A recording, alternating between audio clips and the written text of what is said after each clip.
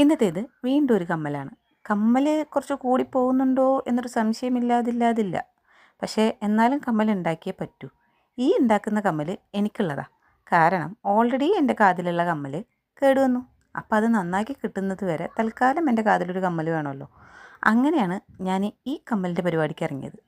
ആദ്യം ഞാൻ ഈ ഹാഫ് ബീഡും കൊണ്ട് ജസ്റ്റ് ഒരു ഫ്ലവർ ടൈപ്പ് സെൻറ്ററിലൊരു ഹാഫ് ബീഡും ചുറ്റും ഒരു റൗണ്ട് പേളും വെച്ചപ്പം എനിക്ക് തോന്നി ഒരുപാട് അങ്ങോട്ട് സിമ്പിളായിപ്പോയി എന്ന്.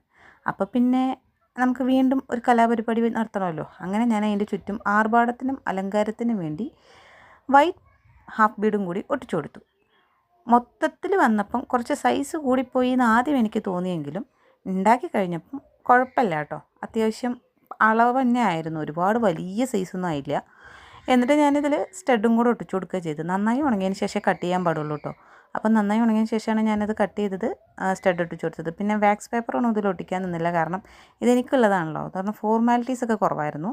അപ്പോൾ നിങ്ങൾക്ക് ഇഷ്ടപ്പെട്ടാൽ ലൈക്ക് ചെയ്യാനും ഷെയർ ചെയ്യാനും സബ്സ്ക്രൈബ് ചെയ്യാനും മറക്കണ്ട. താങ്ക്